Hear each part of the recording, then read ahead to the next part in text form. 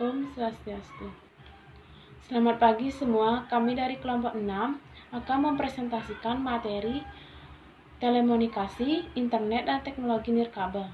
Presentasi izinkan saya memperkenalkan nama anggota kelompok.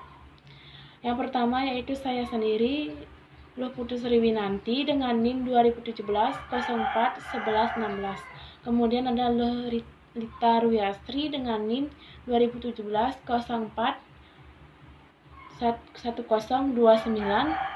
Kemudian ada Zahra Imaniar Safitri dengan NIM 12190965.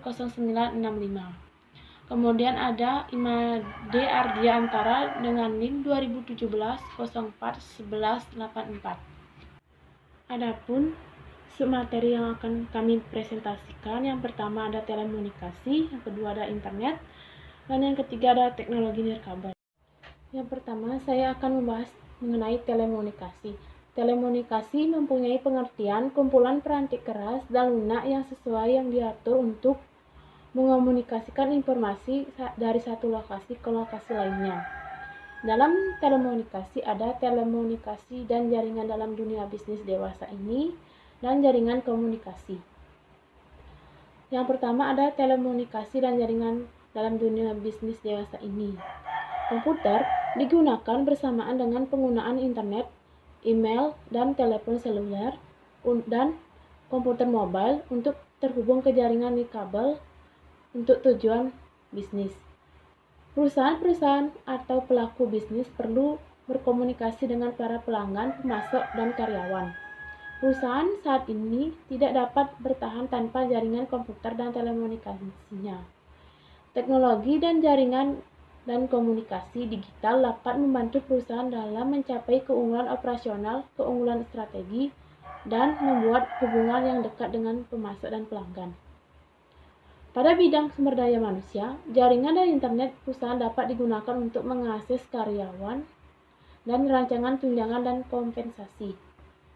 Pada bidang sistem informasi, maka untuk mendukung infrastruktur jaringan dan sistem perusahaan, teknologi dan aplikasi jaringan, bidang manufaktur dan produksi, jaringan dan internet dapat dipakai untuk menyatukan pabrik, membuat penjadwalan, manajemen, persediaan, dan gudang dan pengiriman. Sedangkan di bidang penjualan dan pemasaran dapat dilakukan dengan penjualan secara online yang menghasilkan transaksi pemesanan dari jaringan pribadi dan situs web. Dalam telekomunikasi dan jaringan dalam dunia bisnis dewasa ini ada tren dalam dunia jaringan dan komunikasi, jaringan komputer, teknologi utama dalam jaringan digital. Teknologi dalam dunia jaringan dan komunikasi berkat deregulasi telekomunikasi dan inovasi, teknologi informasi terus-menerus, dan jaringan telepon dan komputer perlahan bersatu menjadi sebuah jaringan digital menggunakan standar dan perangkat berbasis internet. Kemudian ada jaringan komputer yang dibagi menjadi 6. Yang pertama, sistem operasi jaringan atau Network Operating System, atau bisa disebut dengan NOS, mengarahkan dan mengelola komunikasi jaringan dan mengordinasi sumber daya jaringan. Yang kedua ada komputer server terdeteksi atau dedikasi server komputer, merupakan tempat NOS untuk semua aplikasi. Yang ketiga ada komputer server jaringan, merupakan komputer dalam jaringan yang melakukan fungsi-fungsi jaringan yang penting untuk komputer klien seperti melayani permintaan, halaman web, menyimpan data, dan menyimpan NOS. Kemudian ada hub, adalah perangkat sederhana yang menghubungkan komponen jaringan, mengirimkan paket data pada semua perangkat yang terhubung lainnya. Kemudian ada switch yang merupakan memiliki kemampuan lebih dari hub dan dapat menyaring serta meneruskan tujuan tertentu. Kemudian ada router yang merupakan perangkat jaringan yang menghubungkan dua jaringan atau lebih. Yang Selanjutnya ada teknologi utama dalam jaringan digital. Jaringan digital dan internet didasarkan pada teknologi utama. Teknologi utama dalam jaringan digital. Jaringan digital dan internet didasarkan pada teknologi utama. Yang pertama ada komputasi clear atau server. Merupakan sebuah model komputasi dan terdistribusi di mana beberapa tenaga pemroses yang ditempatkan dalam komputer klien yang kecil dan tidak mahal di bawah kendali penggunaan dan tersimpan pada PC, laptop, atau perangkat genggam. Kemudian ada paket switching, merupakan metode pembagi pesan digital menjadi paket-paket, mengirimkan kembali paket tersebut segera setelah sampai ke tempat tujuan. Yang ketiga ada TCP atau IP dan konektivitasnya. Kemudian ada protokol. Protokol adalah sekumpulan aturan dan prosedur yang mengatur transmisi informasi di antara dua titik di dalam jaringan. Kemudian ada jaringan komunikasi. Jaringan komunikasi dibagi menjadi 4. Yang pertama sinyal, jenis jaringan, media transmisi musik, dan layanan dan teknologi jaringan broadband. Jaringan komunikasi yang pertama yaitu sinyal. Perbedaan paling mendasar dalam jaringan komunikasi adalah transmisi antara sinyal analog dan digital. Terdapat 2 cara untuk menyampaikan sebuah pesan, yaitu dengan sinyal analog dan sinyal digital. Sinyal analog diwakili dengan bentuk gelombang kontinu melalui suatu medium komunikasi dan telah digunakan untuk komunikasi suara. Kedua, ada sinyal digital berbentuk gelombang biner yang berbeda dari gelombang kontinu. Selanjutnya ada jenis jaringan. Terdapat banyak jenis jaringan yang berbeda dan berbagai cara pengelompokannya. Salah satu caranya adalah pembagian berdasarkan jangkauan geografisnya. Yang pertama ada Local Area Network atau LAN. Local Area Network dibentuk untuk menghubungkan PC dan perangkat digital lainnya dalam radius setengah mil atau 500 meter. Yang selanjutnya ada Metropolitan dan Wide Area Network. Wide Area Network atau disingkat dengan WAN merupakan jangkauan daerah geografis yang besar senaterio kawasan, negara, benua, atau seluruh dunia. Kemudian ada transmisi musik. Jaringan menggunakan berbagai media transmisi fisik termasuk kabel ulir, kabel koaksional, serat optik, dan gelombang mikro. Kemudian ada frekuensi radio lain untuk transmisi nirkabel. Yang pertama yaitu kabel ulir. Kabel ulir terdiri atas sepasang kabel tembaga yang dipilih dan merupakan jenis medium transmisi yang sudah agak usang. Yang kedua ada kabel koaksial. Kabel koaksial serupa yang digunakan untuk TV kabel berisi kabel tembaga tunggal, diisolasi secara rapat dan dapat mentransmisi volume data yang lebih besar dari kabel ulir. Kemudian ada serat optik dan jaringan optik. Serat optik terdiri atas kabel kaca yang jernih, masing-masing setebal rambut manusia yang diikat dengan kabel. Data diubah menjadi pulsa cahaya yang dikirim melalui kabel serat optik oleh perangkat laser dengan kecepatan bervariasi. Yang selanjutnya ada jaringan optik atau optical network. Jaringan ini dapat Yang kedua ada mode transfer asinkron, merupakan sebuah teknologi yang dapat menangani banyak jenis lalu lintas jaringan dan memberikan kecepatan transmisi dari 1,5 Mbps hingga lebih dari 9 Gbps. Kemudian ada Integrated Server Digital Network atau bisa disebut dengan ISDN. Merupakan digital network yang berstandar telepon internasional yang lebih kuno untuk diakses jaringan yang menghubungkan layanan suara, data, gambar, dan video. Yang terakhir ada koneksi internet kabel. Koneksi internet kabel dipergunakan untuk memberi akses internet kecepatan tinggi ke rumah atau perusahaan. Internet kabel menyediakan akses internet berkecepatan tinggi hingga 10 Mbps. Baik, untuk materi selanjutnya akan dibawakan oleh teman saya. Di sini saya akan menyampaikan tentang materi internet. Nah, internet adalah suatu jaringan komunikasi yang memiliki fungsi untuk menghubungkan antara satu media elektronik dengan media elektronik yang lain dengan cepat dan tepat. Nah, jaringan komunikasi tersebut akan menyampaikan beberapa informasi yang dikirim melalui transmisi sinyal dengan frekuensi yang telah disesuaikan. Nah, yang disesuaikan ini bertujuan untuk menstandarkan global dalam penggunaan jaringan internet. Nah, internet sendiri menggunakan TCP atau IP. Selain definisi dari pengertian internet, internet memiliki beberapa layanan internet. Nah, di dalam layanan internet ini terdapat yang namanya perangkat informasi. Perangkat informasi merupakan suatu perangkat yang mendukung internet atau penerima internet TV untuk akses web dan email yang dibuat untuk menjalankan sedikit tugas komputasi khusus dengan baik dengan upaya meminimalkan penggunaannya. Nah, di sini ada pun beberapa layanan internet yang ada di dalam internet. Yang pertama yaitu World Wide Web, di mana disingkat menjadi WWW.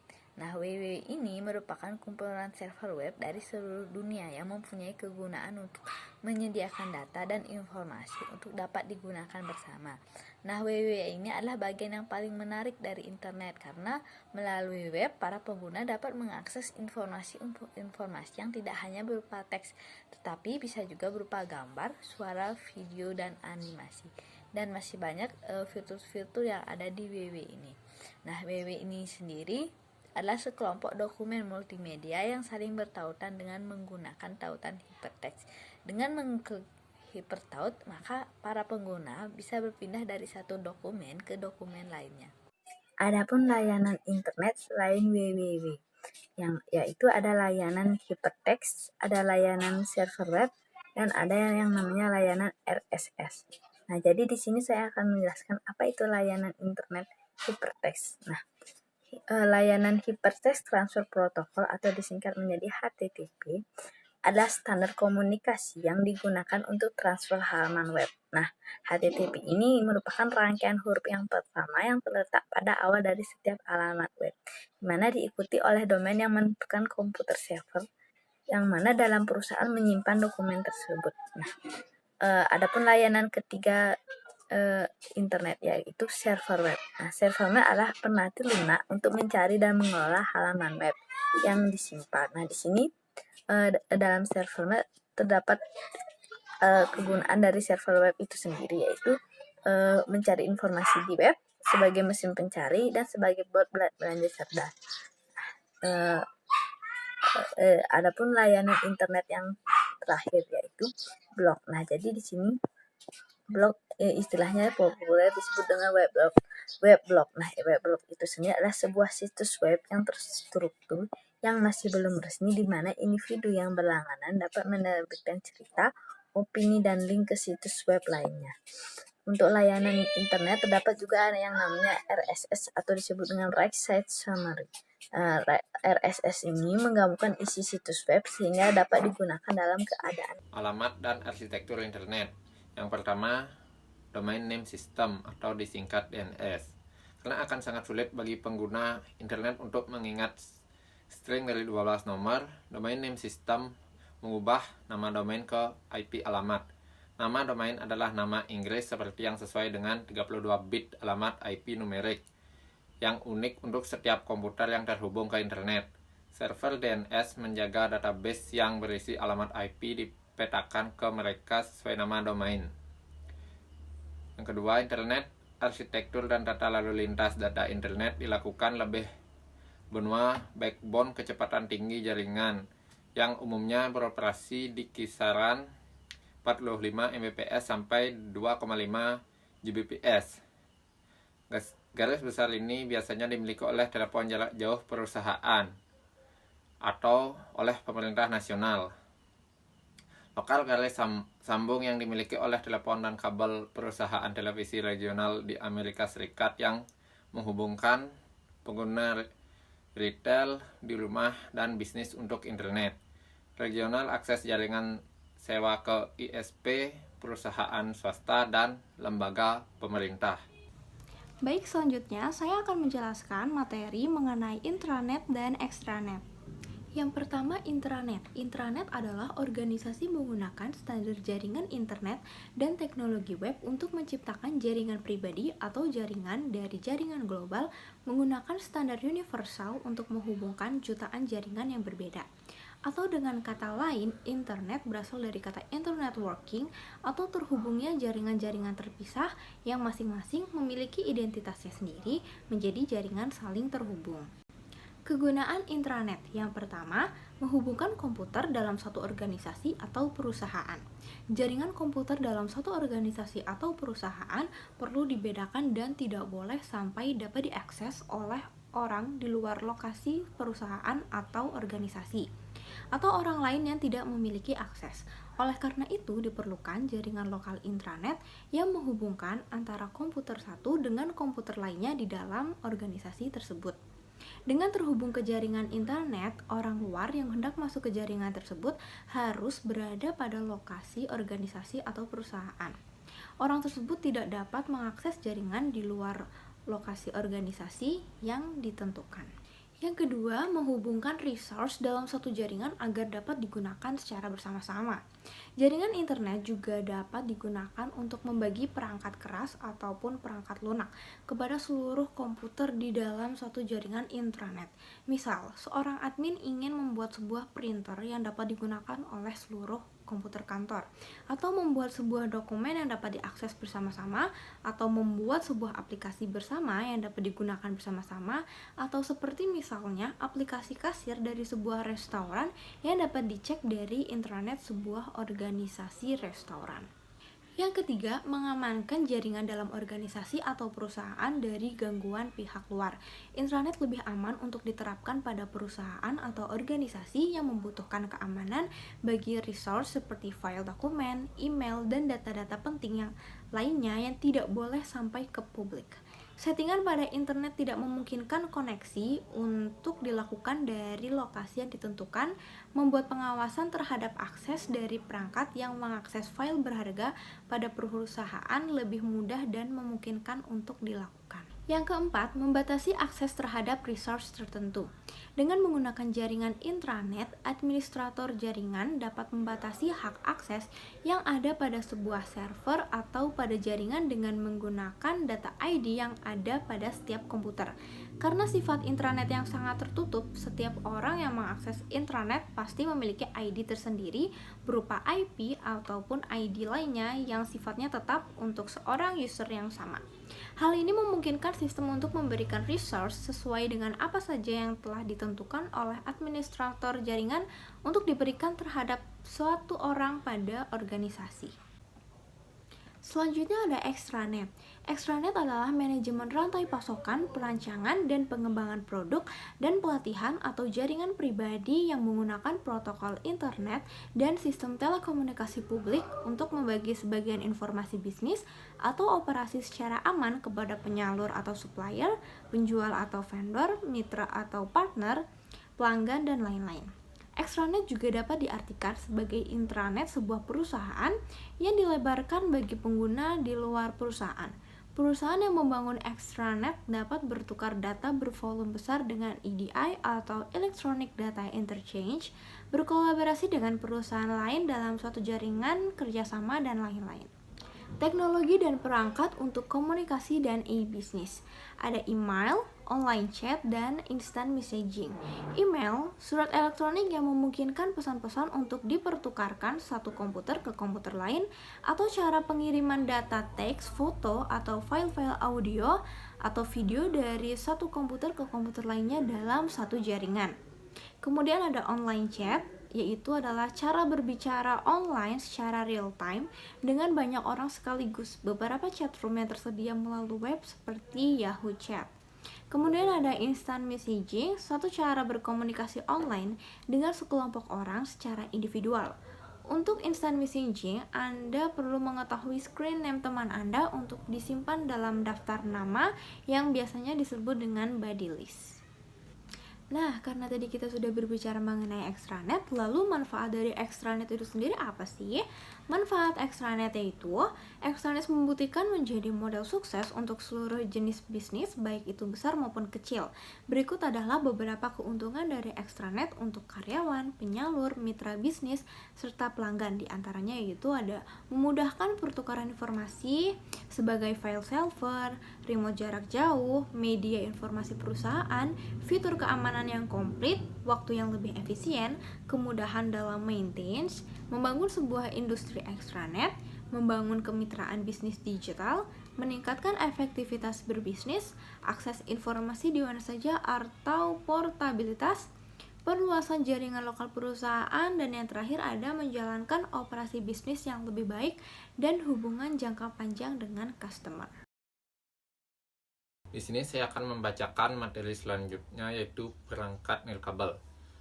Komunikasi nirkabel membuat perusahaan lebih mudah berhubungan dengan pelanggan, pemasok, dan karyawan, serta memberikan pengaturan yang lebih fleksibel dalam mengelola pekerjaan. Yang termasuk ke dalam perangkat nirkabel yaitu yang pertama PC atau personal komputer. Komputer adalah alat yang dipakai untuk mengolah data menurut prosedur yang telah dirumuskan. Kata komputer semula dipergunakan untuk menggambarkan orang yang pekerjaannya melakukan perhitungan aritmatika dengan atau tanpa alat bantu, tetapi arti kata ini kemudian dipindahkan kepada mesin itu sendiri. Yang kedua, telepon seluler. Telepon seluler adalah perangkat telekomunikasi elektronik yang mempunyai kemampuan dasar yang sama dengan telepon konvensional, namun dapat dibawa kemana-mana dan tidak perlu disambung dengan jaringan telepon menggunakan kabel. Yang ketiga ada personal digital assistant atau PDA. PDA adalah sebuah alat elektronik yang berbasis komputer dan berbentuk kecil serta dapat dibawa kemana-mana. PDA banyak digunakan sebagai pengorganisir pribadi, tetapi karena perkembangannya kemudian bertambah banyak fungsi kegunaannya. Keempat, smartphone atau telepon cerdas.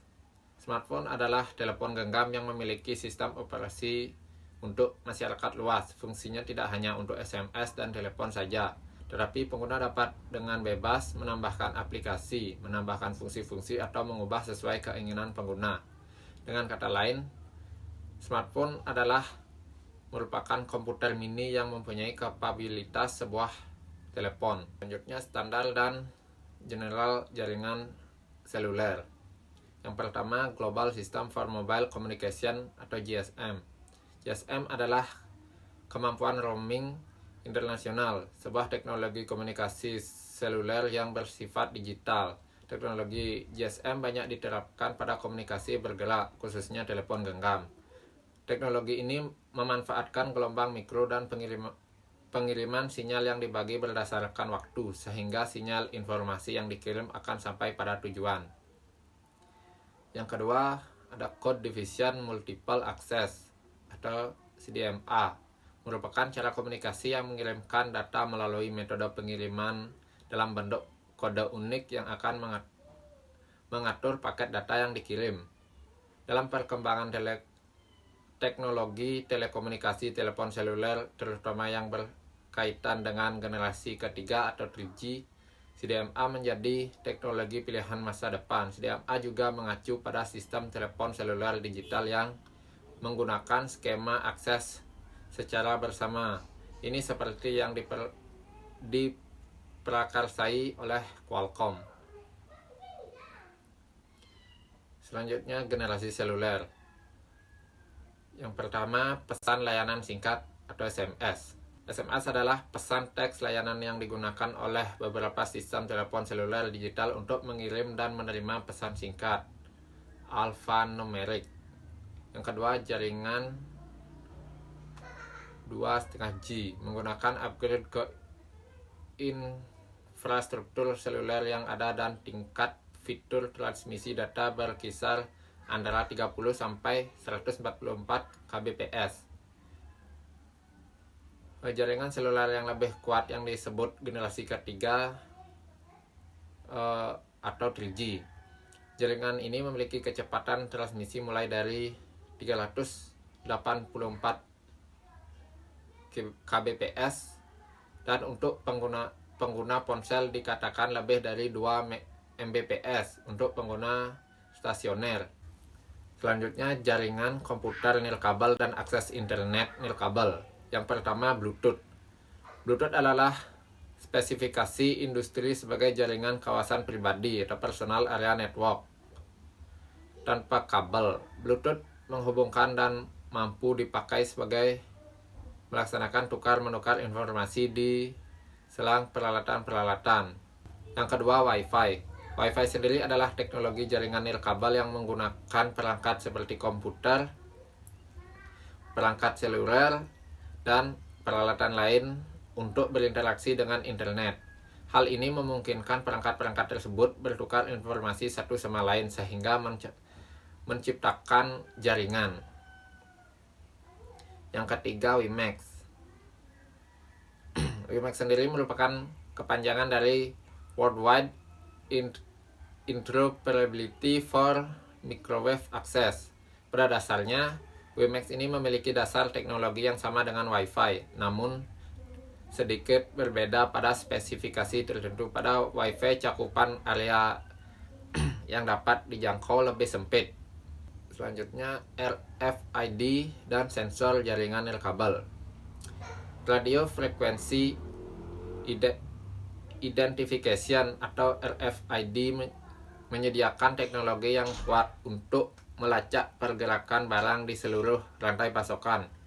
Sistem RFID menggunakan tag kecil dengan menanamkan microchip berisi data tentang item dan lokasi untuk mengirimkan sinyal radio melalui jarak pendek ke pembaca RFID. Jaringan sensor nirkabel atau wireless sensor network adalah jaringan yang saling berhubung untuk menyediakan pengukuran dari banyak poin atas ruang besar. Perangkat ini memiliki kemampuan untuk melakukan pengolahan sensor penyimpanan dan frekuensi radio dan antena. Mereka dihubungkan ke jaringan interkoneksi yang rute datanya terhubung ke komputer untuk dianalisis.